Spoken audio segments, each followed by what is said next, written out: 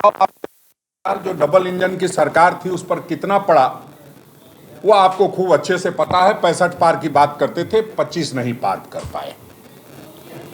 एक बार फिर से आप इधर उधर की बातें कर काफिला क्यों लूटा ये बताना नहीं चाहते। ये आप नहीं बताना चाहते कि अडानी अंबानी का जो पैसा टेम्पो से जा रहा है वो कहां जा रहा है। ईडी उनके यहां आप नहीं भेजते। मुझे तो उम्मीद थी कि प्रधानमंत्री जी यहां आने से पहले अडानी अंबानी के यहां छापे मरवा के आएंगे, तभी सीना ठोक के कुछ कह पाएंगे। लेकिन वो टेलीप्रॉम्प्टर की गड़बड़ी ने ऐसा कर दिया है कि अब उस पर भी वो कुछ ज्यादा नहीं बोल रहे हैं। छापों पर बेरोजगारी, भय, भूख, भ्रष्टाचार, इस पर वो कोई बात नहीं करते। वो ये नहीं बताते कि चतरा में जो उनका सांसद था उसको किस परिस्थिति में उन्होंने बाहर किया। ये बताना चाहिए ना कि पिछले 10 वर्षों ने उस सांसद ने कुछ भी नहीं किया और वो भारतीय जनता पार्टी का सांसद था। पलामू में भारतीय जनता पार्टी का सांसद था, वो कुछ भी नहीं किया। लेकिन पता नहीं चतरा वाले में क्या गड़बड़ी दिखाई और पलामू वाले में क्या सही दिखाई दिया। दोनों जगह वही हालत थी।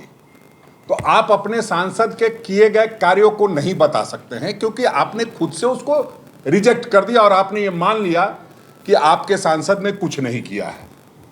जो हालात बने हुए हैं देश के, उसमें प्रधानमंत्री जी आपको सबसे पहले अगर कुछ बोलना है तो इलेक्टोरल रोल पे बोलिए, कोविशील्ड पे बोलिए।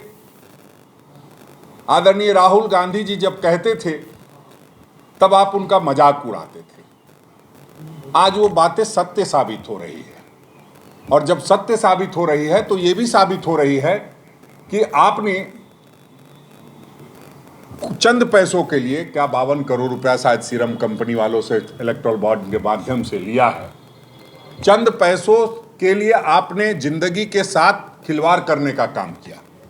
जब हमारी सरकार झारखंड में जिंदगी भी और जीविका भी दोनों देने का काम कर रही थी, उस समय आप वैक्सीन लगवा करके और उससे सीरम कंपनी से 52 करोड़ रुपए वसूलने में लगे हुए थे।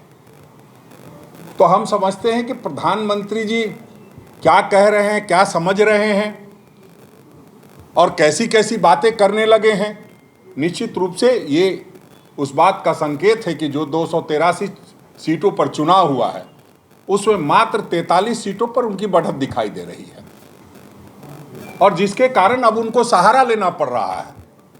हिंदुस्तान, पाकिस्तान, श्मशान, कब्रिस्तान, इस तरह की बात बोल करके वो कहीं ना कहीं ध्रुवीकरण कराना चाहते हैं, तुष्टीकरण की राजनीति करके।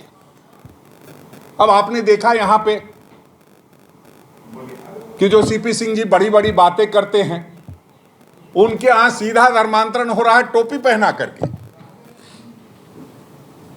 उड़ाव को टोपी पहना दिया, महतो को टोपी पहना दिया। अरे जब देश को, पूरे देश को प्रधानमंत्री जी टोपी पहनाने निकले हैं तो आपको क्या आफत पड़ी है जो आप यहां लोगों को टोपी पहना करके और उसको बता रहे हैं कि अल्पसंख्यक समुदाय के लोग भाजपा की सदस्यता ले रहे हैं।